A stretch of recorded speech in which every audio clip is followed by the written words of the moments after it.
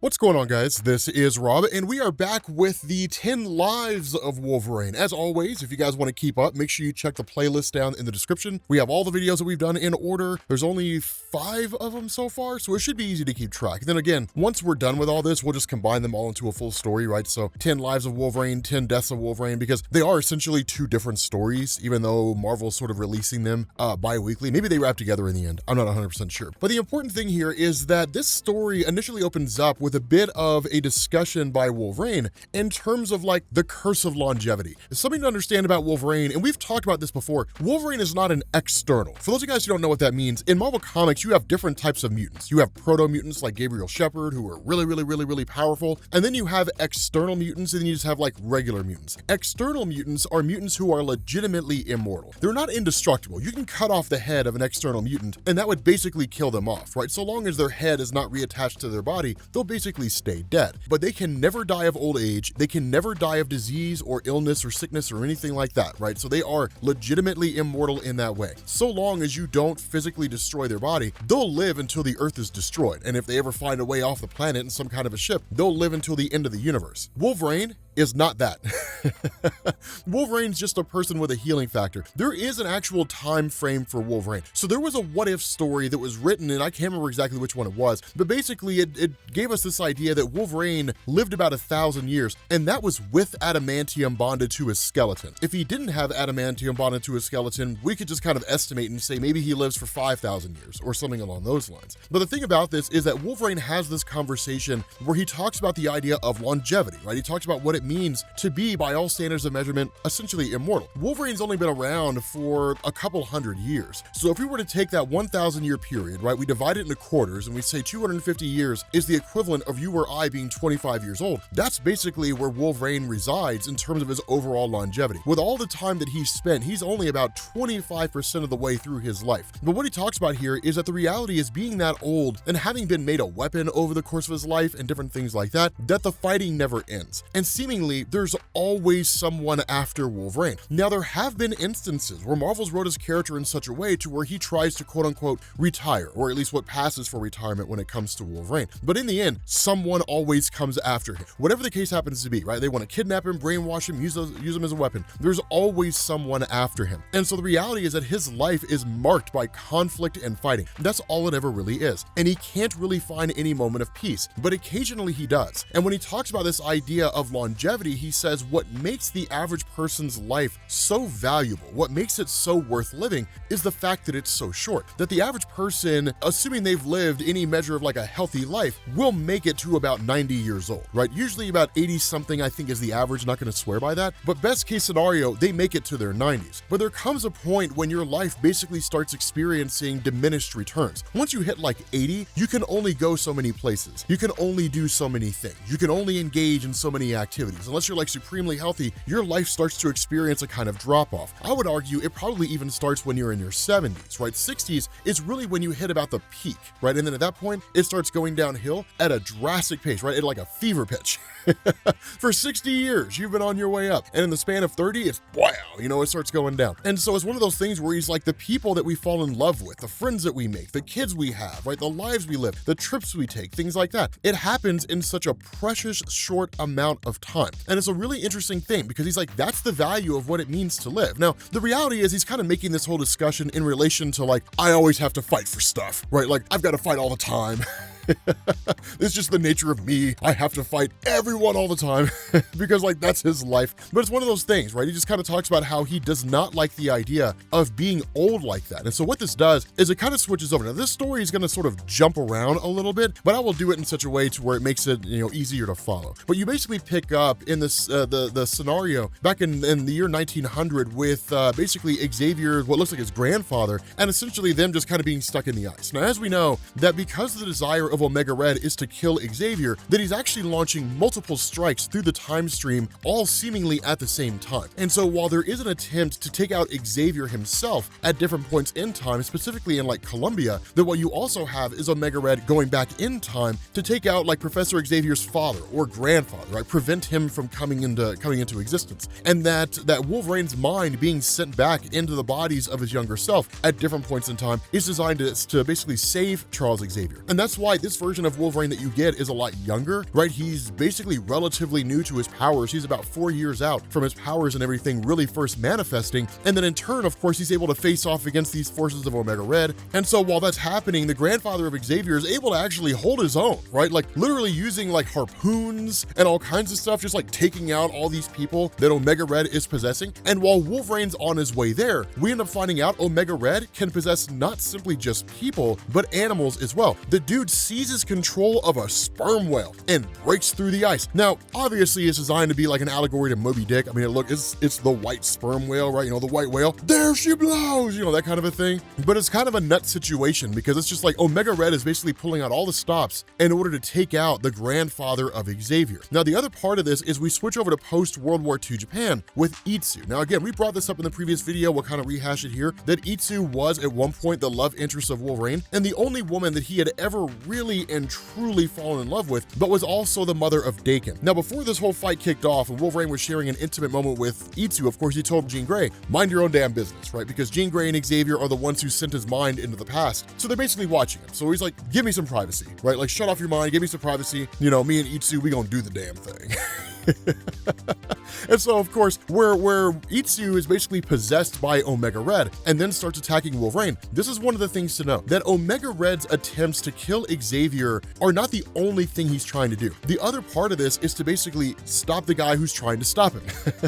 Now, going after Wolverine, the reality is anytime before the 1960s and Team X, going into like the Weapons Plus program, right? So Weapon X, when he had the adamantium bonded to his skeleton, that's the best possible chance to do it. Because at this point in his life, all he had was just like bone claws and just no adamantium and like a healing factor. That's it, right? He was pretty easy to kill, relatively speaking, to the difficulty of killing Wolverine in the modern era. Cutting through adamantium is no small thing. And in fact, the only real way to kill Wolverine in this day and age is to use a carbonadium sword, right? To basically shut off his healing factor, incinerate his physical body, and then keep him in stasis, right? At least that's one of the things. Marvel's kind of been ambiguous about it in terms of how much he can heal from and different things like that. It changes all the time. It's ridiculously inconsistent. But of course, he basically hits up Jean Grey and Xavier and is like, I need your help.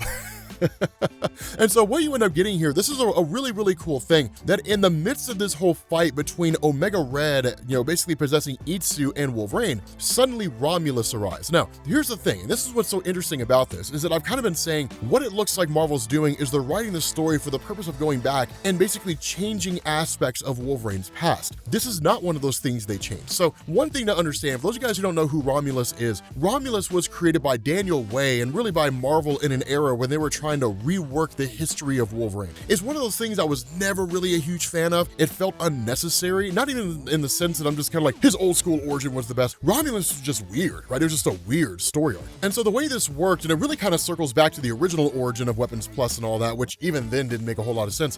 Basically, you had a guy named John Sublime who was created by Grant Morrison. The nature of John Sublime is he was designed to represent like intolerance and all that kind of stuff, but John Sublime had the ability to basically possess people. But when mutants first popped up, John Sublime realized he couldn't possess mutants. And so Sublime ended up basically developing Weapons Plus, which secretly started with Captain America. And then once he was believed to have been dead, Weapons Plus started creating other projects, right? So Weapon 1 was Captain America. That was in the old Grant Morrison's new X-Men run. And then after his supposed death, you get Weapons 2 all the way through 10, or Weapon X, which led to Wolverine. What ended up happening with the whole idea of Romulus is you basically ended up realizing, or at least learning, that Wolverine's in almost entire life had essentially been manipulated from behind the scenes by Romulus, right? So like the whole idea of Weapons Plus and all that kind of stuff, that was all Romulus. Bonding adamantium to his skeleton, that was Romulus, right? It was just this vendetta that Romulus had against him. Specifically, the death of Itsu and then essentially Daken being taken, that was done by Romulus. And so what it looks like is, as much as it sucks, Marvel's keeping the whole Romulus thing, which is stupid, but it also brings in this interesting thing because the fight between Romulus and Wolverine is such that there's the big concern here, right? Right now, Itsu is currently pregnant, and this is one of the big concerns, is if Itsu dies at the hands of Romulus, or with Itsu being possessed by Omega Red, if Wolverine kills her,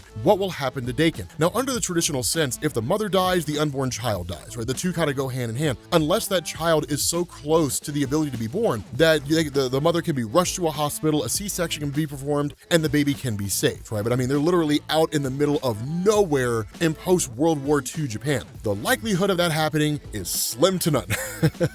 And so that's kind of the big concern. Now, the idea and what's so interesting about this is that there could potentially be a way to basically save the quote-unquote consciousness of Dakin and basically ensure his survival, but there's no real way to know for sure. The way this timeline originally played out is that Romulus showed up, basically killed Itsu, snatched up Wolverine, and left. Wolverine, if I recall correctly, wasn't even there at the time that it happened, but he's currently here now. And so ultimately what ended up happening is that back on Krakoa, Sage, who is basically a mutant whose mind works like a computer, had basically calculated all this and figured like all this was going to happen because of the mission that they were engaging in, right? And, countering or at least dealing with the various variables of going back in time and potentially making changes to the timeline itself. Now, the result of this is that in order to ensure that Dakin can survive, the timeline can remain intact, and all the things that have happened over the course of Wolverine's life, just by virtue of Dakin existing, right? So like basically everything in Dark Reign and all that kind of stuff, that those things can be preserved. They basically have to find a way to safeguard his existence, which Sage basically did. She created a system whereby that could happen, which is interesting because at that point, you do have Wolverine asking the question like,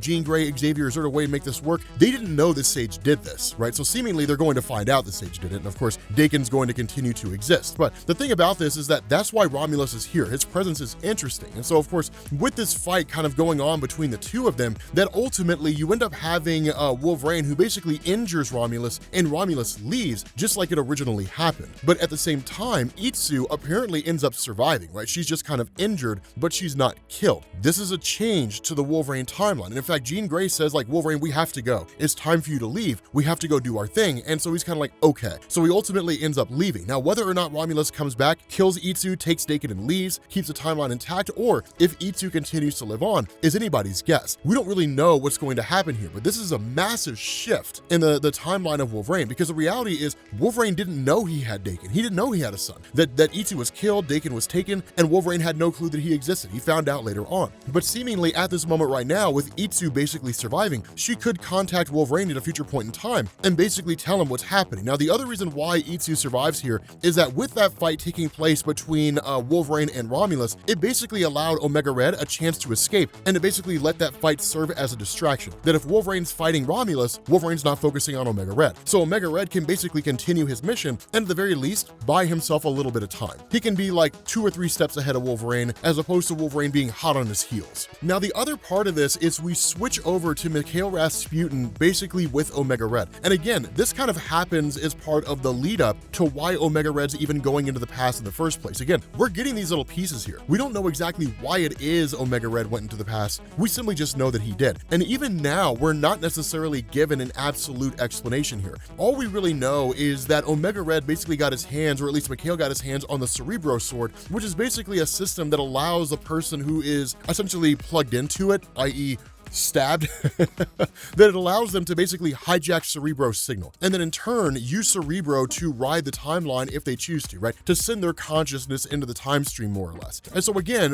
where you really kind of get this explanation from Mikhail Rasputin that it's a chance for Omega Red to rewrite his past, we don't really know what that has to do with like the death of Charles Xavier. That seemingly it may very well be like a favor that Mikhail Rasputin is asking for. I can give you the ability to rewrite your past, but you need to kill Xavier for me in order for me to basically honor my end of the deal, which Omega Red is certainly capable of doing. As you continue on here, what you end up doing is picking up in Colombia, of course, where basically Xavier is giving a kind of press conference here, and that Wolverine, who's currently possessing his 1960s self, and it basically deviated from his mission with like Sabretooth and Maverick and those guys, where you end up basically having him essentially get to the location of where Xavier's supposed to be, and it's kind of like, okay, Omega Red should be here. Where is Omega Red? You end up finding out that Arcady got smart, and that's one of the things to really focus on here, is that by and large, over the years in Marvel Comics, Omega Red, I wouldn't say has been depicted as an idiot, but he's been depicted as a guy who's not necessarily the sharpest tool in the shed. The reality is that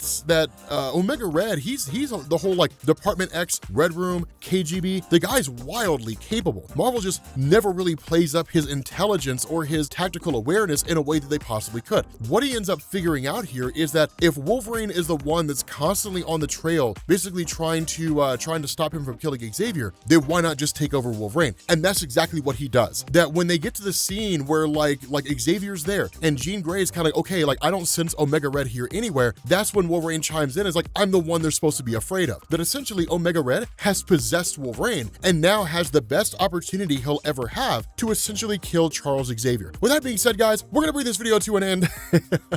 Thank you all for watching, and I will catch you all later. Peace.